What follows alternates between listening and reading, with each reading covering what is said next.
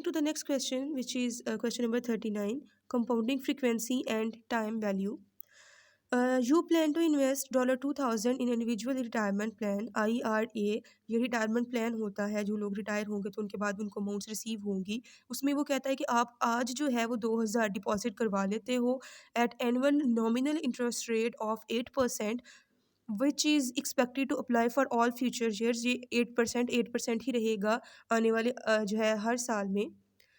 Next वो कहता है इसकी जो ऑप्शंस हैं जो आपने सॉल्व करनी है, how much will you have in the account eight the end of 10 year interest is compounded. आपको टाइम पीरियड वो दे रहा है 10 ईयर्स। उसके बाद वो कहता है अगर इंटरेस्ट कंपाउंडेड हो एनुअली, सेमी एनुअली और daily, assume 365 day per year, क्योंकि कुछ कभी किसी किसी साल में 360 डेज होते हैं, किसी साल में 365 डेज होते हैं। तो यहाँ पर उसने आपको बता दिया है अगर कुछ भी मेंशन नहीं है तब भी आप 365 ही लेते हो एंड कॉन्टीन्यूसली। मीन्स जो पार्ट ए है आपका, उसके पार्ट ए के आगे से 4 पोर्शंस हैं, जैसे कि अभी पीछे हमने क्वेश्चन नंबर 36 37 भी किया है। आपने फ्यूचर वैल्यू का फार्मूला यूज़ करना है। एनुअली के लिए सेम होगा, सेमी एनुअली के लिए आई को आप डिवाइड करोगे 2 के साथ, एन को मल्टीप्लाई करोगे 2 के साथ। डेली के लिए आई को डिवाइड करोगे 365 के साथ, एन को मल्टीप्लाई करोगे 365 के साथ। और कॉन्टीन्यूस कंपाउंडिंग में आप जो है वो फार्मूला कौन सा यूज़ करोगे, एक्सपोनेंशियल वाला, जिसमें आप प्रेजेंट वैल्यू को मल्टीप्लाई कर देते हो e r multiplied by n, ये वाला फार्मूला आपका। ठीक है, ये सारे फार्मूले आप लगाएंगे और आप इसकी आप क्या करोगे, फ्यूचर वैल्यू कैलकुलेट करोगे। मैं डेली के लिए आपके लिए आपके सामने कैलकुलेट करती हूँ। डेली की बात की जाए तो उसने आपको अमाउंट जो दी है प्रेजेंट वैल्यू वो 2000 है। ठीक है, रेट ऑफ इंटरेस्ट आपका, अच्छा 2000 है गर्ल्स। 2000 को 1000 को आप के से भी रिप्रेजेंट करते हो, तो मैं सिर्फ यहाँ पर, आप अपने न्यूमेरिकल्स में जब सॉल्व करोगे पेपर पे तो वैसे सॉल्व नहीं कर सकते, यहाँ पर मैं आपके लिए ऐसे सॉल्व कर देती हूँ। 2k मीन्स 2000 मल्टीप्लाइड बाय, हम मल्टीप्लाई करेंगे उसको, अपनी आर जो है उसको हमने डिवाइड करना है रेट ऑफ इंटरेस्ट को 365 के साथ। आपका रेट ऑफ इंटरेस्ट उसने पीछे बताया है 8% है। ठीक है, तो 8% हम लिख लेंगे 0.08, डिवाइड कर देंगे आप अपने 365 के साथ।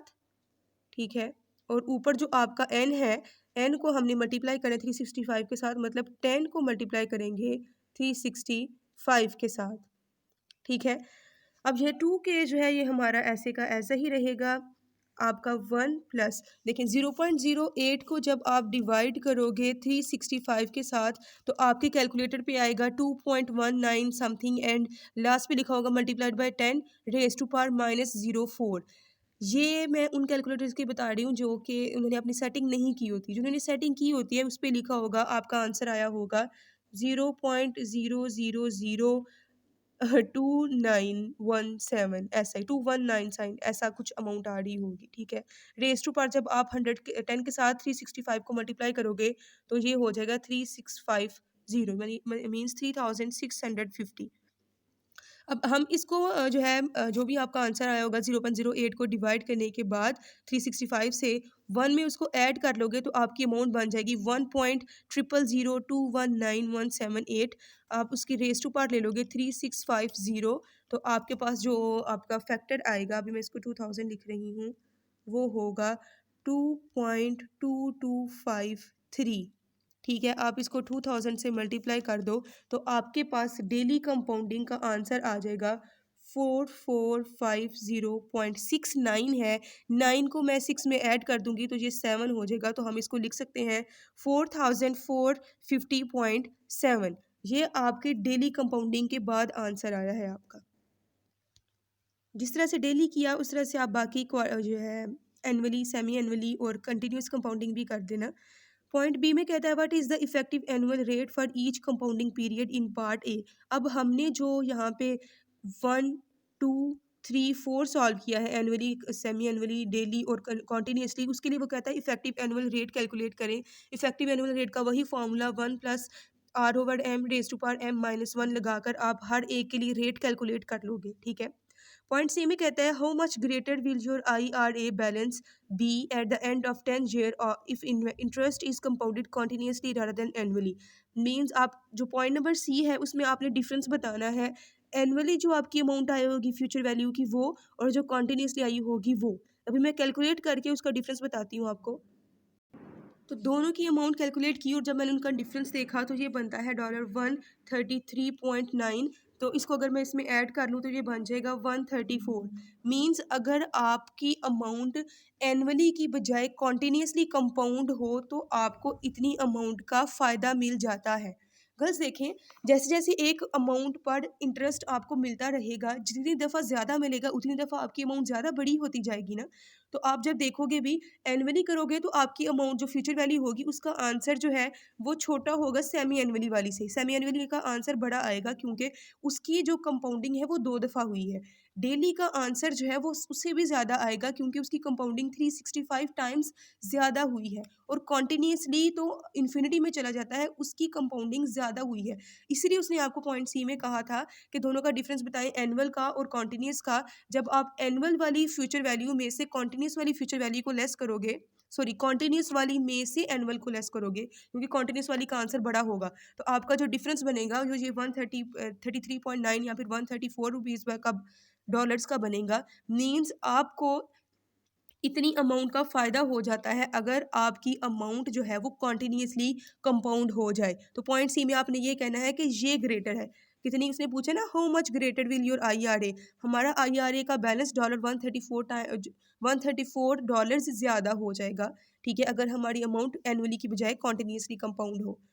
उसके बाद डी वाले पॉइंट में कहता है how does the compounding frequency affect the future value and effective annual rate for a given deposit. आपने क्वेश्चन नंबर पॉइंट जो आपकी रिक्वायरमेंट्स हैं A B सॉल्व किए हैं और C भी हमने देखा। अब आप डी में क्या एक्सप्लेन करोगे कि क्या इफ़ेक्ट पड़ता है कंपाउंडिंग फ्रीक्वेंसी का हमारी अमाउंट के ऊपर। तो मैंने भी आपको एक्सप्लेन किया, जितनी दफ़ा ज़्यादा आपकी जितनी ज़्यादा आपकी फ्रीक्वेंसी होगी कंपाउंडिंग की, जितनी ज़्यादा दफ़ा आपकी अमाउंट कंपाउंड होगी उतनी ही आपकी फ्यूचर वैल्यू ज़्यादा आएगी। वही बात आप इस ये देख सकते हो, एनुअली की अमाउंट कम होगी, सेमी एनुअली की ज़्यादा होगी, डेली की उससे ज़्यादा होगी और कॉन्टिन्यूस की उससे ज़्यादा होगी। मीन्स कंपाउंडिंग फ्रीक्वेंसी जो है वो हमारी फ्यूचर वैल्यू के साथ डायरेक्ट रिलेशनशिप है। जितनी ज़्यादा कंपाउंडिंग फ्रीक्वेंसी होती जाएगी हमारी फ्यूचर वैल्यू भी उतनी ज़्यादा होती जाएगी। उसके बाद उसने ये भी पूछा है इफ़ेक्टिव एनुअल रेट पर भी इसका इफ़ेक्ट बताएँ। आप ये भी देखोगे जो आपने पॉइंट बी में इफ़ेक्टिव एनुअल रेट कैलकुलेट किया होगा, उसमें भी रेट भी आपका इंक्रीज़ होता जाएगा। एनुअली में आपका रेट जो है वो 8% ही रहेगा, सेमी एनुअली में वो ज़्यादा हो जाएगा, डेली में उससे ज़्यादा हो जाएगा और कॉन्टिन्यूस में वो उससे भी ज़्यादा हो जाएगा। मीन्स कि आपका ERA मतलब इफ़ेक्टिव एनुअल रेट और जो कंपाउंडिंग है, कंपाउंडिंग फ्रीक्वेंसी, उसका भी डायरेक्ट रिलेशनशिप है। जैसे जैसे कंपाउंडिंग फ्रीक्वेंसी ज़्यादा होती जाती है, मींस एनुअल से सेमी एनुअल फिर क्वार्टर फिर डेली, तो वैसे वैसे ही हमारा इफेक्टिव एनुअल रेट भी क्या है, इंक्रीज होता जाता है। ठीक है, तो ये जो दोनों पॉइंट सी और पॉइंट डी है इनकी एक्सप्लेनेशन मैंने आपको बता दी है, आप इनको खुद अपनी इंग्लिश वर्डिंग में कन्वर्ट कर लीजिएगा। ठीक है, नेक्स्ट क्वेश्चन नंबर 40 है accumulating a growing future sum. कहता है you have $30,000 and you are making the decision between consumption and investment. मतलब आज आपके पास $30,000 हैं, आप ये सोच रहे हो कि मैं उसको आज यूज़ कर लूँ या फिर किसी जगह पर इन्वेस्ट कर लूँ। तो उस केस में कहता है you are considering either using all of the money. आप ये सोच रहे हो कि आज मैं जो है $30,000 को यूज़ करके कोई कार परचेज कर लूँ, या फिर आप यहाँ पर किसी जगह पर इन्वेस्टमेंट कर लूँ। या तो मैं आज गाड़ी परचेज़ कर लूँगा या फिर मैं क्या करूँगा, किसी जगह पर इन्वेस्टमेंट कर लूँगा। उस इन्वेस्टमेंट को करने के लिए मेरे पास 2 ऑप्शंस हैं। या तो मैं इन्वेस्टमेंट करूँगा, उसने बताया है यहाँ पे you have 2 investment options, you can either put the money into a saving account. या तो मैं जो $30,000 है वो किसी सेविंग अकाउंट में जमा करवा दूँ जिसके ऊपर मुझे 5% मंथली रेट मिलेगा। या फिर मैं क्या करूँ, और the invest the money in stocks with N expected return of 6% compounded continuously. या फिर जो मैं अपना $30,000 है वो किसी कंपनी के स्टॉक्स में, शेयर्स में इन्वेस्ट कर दूँ जिसके ऊपर जो रेट ऑफ इंटरेस्ट है वो मुझे कॉन्टीन्यूसली मिलेगा एट 6%। ठीक है, तो अब मेरे पास बेसिकली 3 ऑप्शंस हो गए ना, अगर देखा जाए तो 2 ऑप्शंस थे कि मैं या तो आज यूज़ करूँगा या इन्वेस्ट करूँगा। इन्वेस्टमेंट करने के लिए भी आपके पास 2 ऑप्शंस हैं कि या तो स्टॉक्स में इन्वेस्ट कर लें या फिर आप क्या करें, सेविंग अकाउंट में पैसा जमा करवा लें, बैंक में जमा करवा दें। तो रिक्वायरमेंट ए में वो कहता है if you choose to invest, आपने ये सोचा कि मैं कंज्यूम नहीं करता, मैं इन्वेस्ट ही कर लेता हूँ।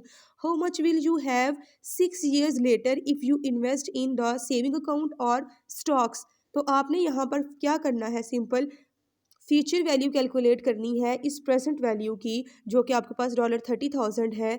यहाँ पर वो कहता है अगर आप पहले सेविंग अकाउंट वाली कैलकुलेट करेंगे, सेविंग अकाउंट के लिए वही फ्यूचर वैल्यू का फॉर्मूला यूज़ करेंगे, present value multiplied by 1 + r raise to power n। लेकिन आपका जो आई है, जो रेट ऑफ इंटरेस्ट है, वो डिवाइड होगा आपकी मंथली जो है, तो 12 के साथ डिवाइड होगा, एन जो है वो 12 के साथ मल्टीप्लाई होगा। तो आप सेविंग अकाउंट की फ्यूचर वैल्यू कैलकुलेट कर लोगे। स्टॉक्स के लिए क्योंकि उसने कॉन्टिन्यूस कंपाउंडिंग का वर्ड यूज़ किया है, 6 years है, एंड आपके पास 6 है, रेट ऑफ इंटरेस्ट भी आपके पास 6 है, अमाउंट आपके पास 30,000 है, आप उसकी कॉन्टिन्यूस कंपाउंडिंग एक्सपोनेंशियल लगा कर जो है उसकी फ्यूचर वैल्यू कैलकुलेट कर लोगे, आपके पास 2 आंसर्स आ जाएंगे। नेक्स्ट वो कहता है if you invested in the saving account, आप अगर ये सोच लें कि मैंने सेविंग अकाउंट में ही इन्वेस्ट कर लिया है, how long it will take for you to double your money. अब ये जो आपका पार्ट बी है, इसमें मुझे ये कहता है कि आप ये अज्यूम करें कि आपने जो इन्वेस्टमेंट की थी वो सेविंग अकाउंट में की थी, मतलब जिसमें आपको 5% मंथली रेट ऑफ इंटरेस्ट मिल रहा था।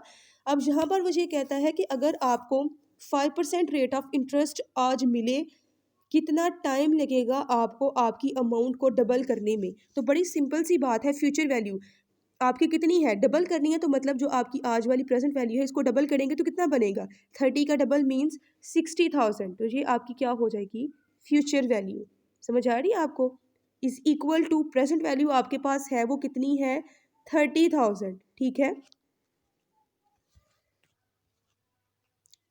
समझ आ रही है, प्रेजेंट वैल्यू आपके पास 30,000 उसने पहले से दी थी, फ्यूचर वैल्यू आपकी 60,000 हो जाएगी। इसको आप मल्टीप्लाई करोगे जो है 1 + r raise to power n के साथ। रेट ऑफ इंटरेस्ट आपके पास जो है वो गिवन है, वो है 5%। n आपने कैलकुलेट करना है, ठीक है, समझ आ रही है, क्योंकि उसने कहा था रेट आपका जो है वो मंथली कंपाउंड होता है, तो आप पहले r को m से डिवाइड करोगे, n को m से मल्टीप्लाई करोगे, तो आपने वो कैलकुलेट करना है। ठीक है, तो इसमें आपने n कैलकुलेट करना है पॉइंट 2 में। अब पॉइंट सी में वो क्या कहता है, रिक्वायरमेंट सी में, suppose the price of the car inflates by 2% per year, जो कि आपने पहले सोचा था, आपका फर्स्ट ऑप्शन था कि मैं कंज्यूम कर लेता हूँ मनी, आज कोई गाड़ी परचेज कर लेता हूँ। वो कहते हैं कि अगर आपकी गाड़ी जो है उसकी प्राइस जो है वो 2% से इंक्रीज़ हो, इन्फ्लेशन रेट की वजह से आपकी गाड़ी की प्राइस इंक्रीज़ होती जाएगी ना। If you choose to invest your money in stocks, अगर आपने ये सोचा होता कि मैंने स्टॉक में इन्वेस्टमेंट करनी है, how long will it take for you to be able to afford 2 cars. वही बात, दो, एक गाड़ी अगर आज 30,000 की है, तो 2 गाड़ियां जो है वो कितने की होंगी, 60,000 की होंगी। उनका जो रेट ऑफ इंटरेस्ट है वो भी 2% है। अब यहाँ पर भी आपने क्या कैलकुलेट करना है, एन कैलकुलेट करना है, लेकिन जो रेट ऑफ इंटरेस्ट होगा यहाँ पर वो 6% कंपाउंडेड कॉन्टीन्यूसली होगा, क्योंकि आपने स्टॉक्स में इन्वेस्टमेंट की है। यहाँ पे पॉइंट सी में मुझे यही कहता है ना, if you invest your money in stocks. तो ये वाला क्वेश्चन नंबर 40 तक सॉल्व करें और मुझे बताएं कि क्या आपके क्वेश्चंस हो गए हैं।